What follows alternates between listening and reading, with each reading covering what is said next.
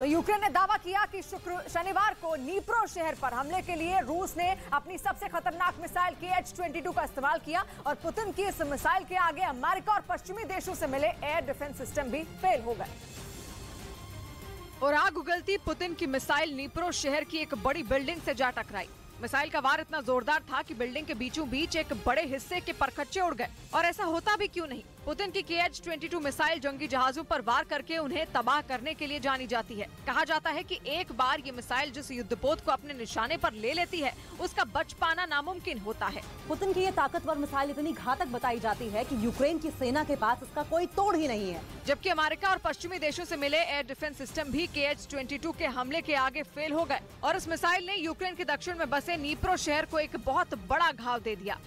क्योंकि हाल के दिनों में किसी रिहायशी बिल्डिंग पर रूसी सेना का सबसे खतरनाक हमला था। यूक्रेन ने आरोप लगाया कि रूस ने जानबूझकर नीप्रो शहर की उस बिल्डिंग को KH-22 जैसी किलर मिसाइल से निशाना बनाया ताकि ज्यादा से ज्यादा लोगों को अपनी जान गंवानी पड़े और ऐसा करके रूस यूक्रेन के लोगों को खौफ से भर दे।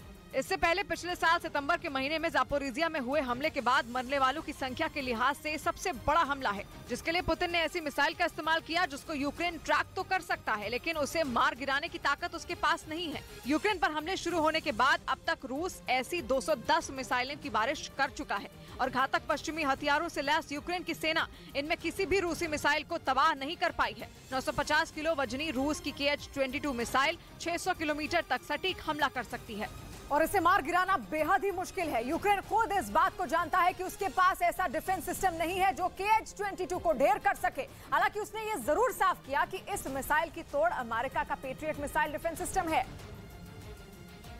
जिसे पाने के लिए यूक्रेन 6 महीने से ज्यादा वक्त से बाइडेन से गुहार लगा रहा है। हालांकि पेट्रियट अब यूक्रेन को मिलने जा रहा है, लेकिन समस्या यह है कि उसके सैनिक पेट्रियट को चलाना ही नहीं जानते, जिसके लिए यूक्रेन ने अपने 100 सैनिकों को अमेरिका भेजा है। लेकिन इसमें अभी लंबा वक्त लगेगा और तब तक यूक्रेन पर KH-22 जैसी मिसाइलों का खतरा मंडराता रहेगा, जैसा कि नीप्रो शहर में देखने को मिला। यूक्रेन के मुताबिक रूस की मिसाइल ने जिस इमारत को निशाना बनाया उसमें 1700 लोग रहते थे और रूस के इस हमले में वहाँ 30 से ज्यादा लोगों की मौत हो गयी, जबकि 70 से ज्यादा लोग जख्मी हो गए। और शनिवार को हुए इस हमले के बाद मलबा हटाने और लोगों की तलाश में 48 घंटे से ज्यादा लग गए, लेकिन फिर भी इमारत का मलबा पूरी तरह हटाया नहीं जा सका। वहां पर रेस्क्यू में लगी टीम ने रात दिन एक करके घायलों को निकालने का काम किया और इस दौरान वहां मौजूद कई लोग बिलखते नजर आए। इतनी बड़ी संख्या में वहां हुई मौतों ने लोगों को दहला कर रख दिया। लोगों को यकीन ही नहीं हो रहा था कि एक झटके में उनके अपने मौत के मुंह में समा गए। इमारत पर हुए हमले में जो लोग बच गए उनकी आंखों में भी खौफ साफ देखा जा सकता था। इस बीच यूक्रेन ने आरोप लगाया है कि रूस ने सिर्फ नीप्रो शहर ही नहीं बल्कि शनिवार को कई और शहरों पर ताबड़तोड़ मिसाइलें बरसाई हैं। यूक्रेन के मुताबिक रूस ने कीव और खार्किव को भी निशाना बनाया था और एक ही दिन में 33 क्रूज मिसाइलें दागी थी। हालांकि उनमें 21 मिसाइलों को मार गिराया गया, लेकिन बाकी की मिसाइलों ने तबाही मचा दी और नीप्रो शहर पुतिन की मिसाइल का सबसे बड़ा शिकार बना।